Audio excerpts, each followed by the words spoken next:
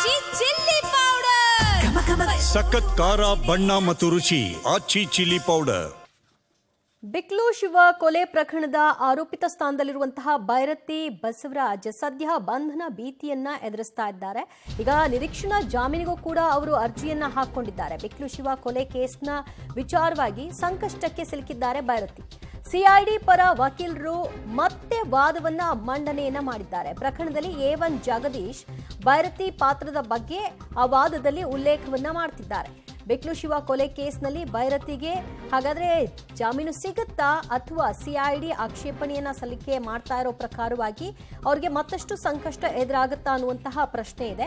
ಈ ಪ್ರಕರಣದ A1 ಜಗದೀಶ್ ಮತ್ತು ಭೈರತಿ ಬಸವರಾಜ್ ನಡುವಿನ ಲಿಂಕ್ನ ಕುರಿತಾಗಿ ಇಲ್ಲಿ ಪ್ರಸ್ತಾಪವನ್ನ ಮಾಡ್ತಾ ಇದ್ದಾರೆ. ಸಿಐಡಿ ಪರ ವಕೀಲರು ಮತ್ತೆ ವಾದವನ್ನ ಮಂಡನೆ ಮಾಡ್ತಾ ಇರೋದ್ರಿಂದ ಆ ವಾದವನ್ನ ಆಲಿಸಿದ ನಂತರದಲ್ಲಿ ಯಾವ ತೀರ್ಮಾನವನ್ನ ಜಡ್ಜ್ ಪ್ರಕಟ ಮಾಡ್ತಾರೆ ಅನ್ನೋದು ಸದ್ಯದ ನಿರೀಕ್ಷೆ.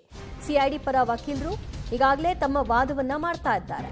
ಈ ಪ್ರಕರಣದಲ್ಲಿ A1 ಆರೋಪಿಗೂ ಭೈರತಿ ಬಸವರಾಜ್ಗೂ ಹೇಗೆ ಲಿಂಕ್ ಇದೆ, ಈ ಕೃತ್ಯದಲ್ಲಿ ಅವರು ಹೇಗೆ ಭಾಗಿಯಾಗಿದ್ದಾರೆ, ನೇರ ಅವರ ಪಾತ್ರದ ಕುರಿತಾಗಿ ಒಂದಷ್ಟು ವಿಚಾರಗಳನ್ನ ಕೋರ್ಟ್ ಗಮನಕ್ಕೆ ತರುವಂತಹ ಪ್ರಯತ್ನಗಳನ್ನ ಈ ಸಂದರ್ಭದಲ್ಲಿ ಸಿಐಡಿ ಪರ ವಕೀಲರು ಮಾಡ್ತಾ ಇದ್ದಾರೆ. ಬಿಕ್ಲು ಶಿವ ಕೊಲೆ ಪ್ರಕರಣದಲ್ಲಿ ಸದ್ಯ ಬಂಧನ ಭೀತಿಯನ್ನು ಎದುರಿಸ್ತಾ ಇರುವಂತಹ ಭೈರತಿ ಬಸವರಾಜು ಅವರು ಸದ್ಯ ಎಲ್ಲಿದ್ದಾರೆ ಏನು ಅನ್ನೋದು ಗೊತ್ತಿಲ್ಲ. ಆದರೆ ಈ ನಡುವಲ್ಲಿ ಅವರು ಒಂದು ಅರ್ಜಿಯನ್ನು ಕೂಡ ನಿರೀಕ್ಷಣಾ ಜಾಮೀನನ್ನ ಹಾಕೊಂಡಿದ್ದಾರೆ. ಆ ಅರ್ಜಿಯ ವಿಚಾರಣೆಯೂ ಕೂಡ ನಡೀತಾ ಇದ್ದು ಆ ಅರ್ಜಿಯ ವಿಚಾರಣೆಯ ಸಂದರ್ಭದಲ್ಲಿ ಸಿಐಡಿ ಪರ ವಕೀಲರು ಒಂದಷ್ಟು ವಿಷಯಗಳು ಯಾವ ಕಾರಣಕ್ಕೆ ಇವರಿಗೆ ಜಾಮೀನು ಸಿಗಬಾರದು, ಜಾಮೀನು ಸಿಕ್ಕಂತಹ ಸಂದರ್ಭದಲ್ಲಿ ಇವರು ಯಾವ ರೀತಿಯಾಗಿ ಈ ಪ್ರಕರಣದಿಂದ ಪಾರಾಗ್ಲಿಕ್ಕೆ ಏನೆಲ್ಲ ಮಾಡಬಹುದು ಅನ್ನೋದ್ರ ಬಗ್ಗೆ ಉಲ್ಲೇಖ ಆಗ್ತಾ ಇದೆ. ಕಳೆದ 24ರಂದು A1 ಜಗದೀಶ್ ವಿದೇಶಕ್ಕೆ ಎಸ್ಕೇಪ್ ಆಗಿದ್ದ. ಸೊ ಆ ವಿಷಯವನ್ನು ಕೂಡ ಇಲ್ಲಿ ಪ್ರಸ್ತಾಪ ಮಾಡ್ತಾ ಇದ್ದಾರೆ. ಆತನನ್ನ ವಾಪಸ್ ಕರೆತರೋ ವಿಷಯದಲ್ಲಿ ಎಷ್ಟೆಲ್ಲ ಹರಸಾಹಸ ಪಡಬೇಕಾಯಿತು ಅನ್ನೋದ್ರ ಬಗ್ಗೆ.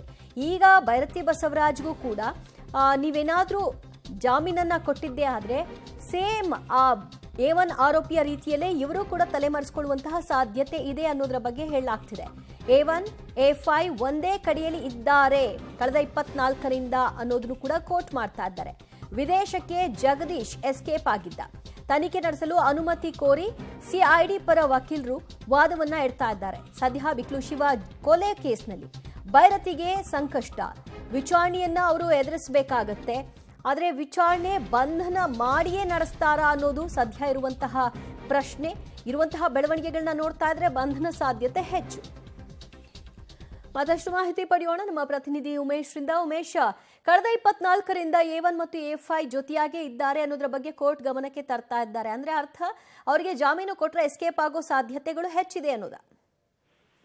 ದಿವ್ಯಜ್ಯೋತಿ, ಇನ್ನು ಭೈರತಿ ಬಸವರಾಜ್ ಈ ಪ್ರಕರಣದಲ್ಲಿ A5 ಆರೋಪಿ ಆಗಿರುವಂತದ್ದು. ಆದ್ರೆ ಪೊಲೀಸರ ಹೇಳಿಕೆ ಮುಂದೆ ಹೇಳಿದಂತ ವೇಳೆಯಲ್ಲಿ A1 ಆರೋಪಿ ಆಗಿದ್ದಂತ ಜಗದೀಶ್ ನನಗೆ ಯಾವುದೇ ರೀತಿಯ ಪರಿಚಯ ಇಲ್ಲ ಅಂತ ಹೇಳಿ ಸ್ಟೇಟ್ಮೆಂಟ್ ಕೊಟ್ಟಿದ್ರು. ಆದ್ರೆ ಸಿಐಡಿ ಅಧಿಕಾರಿಗಳು ನಡೆಸಿರುವಂತಹ ತನಿಖೆಯಲ್ಲಿ A1 ಮತ್ತೆ A5 ಇಬ್ರು ಕೂಡ ಒಂದೇ ಕಡೆ ಇದ್ರು ಅನ್ನೋದು ಕೂಡ ಅದಕ್ಕೆ ಬೇಕಾದಂತ ಟವರ್ ಲೊಕೇಶನ್ ಸಂಬಂಧಪಟ್ಟ ದಾಖಲೆಗಳನ್ನ ಸಿಐಡಿ ಅಧಿಕಾರಿಗಳು ಕಲೆಕ್ಟ್ ಮಾಡಿರುವಂತದ್ದು. ಯಾವಾಗ ಬಿಕ್ಲು ಶಿವ ಕೊಲೆ ಆಗ್ತಾನೆ, ಕೊಲೆ ಆದ ಆ ನಂತರದಲ್ಲೂ ಕೂಡ ಇವರಿಬ್ರು ಒಟ್ಟಿಗೆ ಇದ್ರು ಅನ್ನೋದು ಸಿಐಡಿ ಅಧಿಕಾರಿಗಳ ತನಿಖೆಯಲ್ಲಿ ಗೊತ್ತಾಗಿದೆ. ಅದಾದ ನಂತರದಲ್ಲಿ A1 ಜಗದೀಶ್ ಏನಿದ್ದಾರೆ ಅವರು ಅಲ್ಲಿಂದ ವಿದೇಶಕ್ಕೆ ಹೋಗ್ತಾರೆ. ವಿದೇಶಕ್ಕೆ ಹೋದ ನಂತರದಲ್ಲಿ ಇವರು ಕೆಲ ದಿನಗಳ ನಂತರದಲ್ಲಿ ಸಿಐಡಿ ಅಧಿಕಾರಿಗಳ ಮುಂದೆ ಜಗದೀಶ್ ಹಾಜರಾಗಿರುವಂತದ್ದು. ಮತ್ತೆ ಈ ಜಗದೀಶ್ ಏನಿದ್ರು, ಜಗದೀಶು ಮತ್ತೆ A5 ಆಗಿರುವಂತ ಭೈರತಿ ಬಸವರಾಜು ಸಾಕಷ್ಟು ವರ್ಷಗಳಿಂದಲೂ ಕೂಡ ಭೂಮಿ ವ್ಯವಹಾರಗಳು ಮಾಡುವಂತದ್ದಾಗಿರ್ಬೋದು ಅಥವಾ ಅವ್ರ ಜೊತೆಯಲ್ಲಿ ಕೆಲಸ ಮಾಡ್ಕೊಂಡಿದ್ದಂತ ಸಂಬಂಧಪಟ್ಟಂಗೆ ಸೂಕ್ತ ದಾಖಲೆಗಳನ್ನು ಕೂಡ ಸಲ್ಲಿಸಿರುವಂತದ್ದು. ಮತ್ತೆ A20 ಆಗಿರುವಂತ ಅಜಿತ್ ಏನಿದ್ದಾರೆ ಆತನ ಪಾತ್ರ ಕೂಡ ಇದರಲ್ಲಿ ಇದೆ ಅನ್ನೋದ್ರ ಬಗ್ಗೆ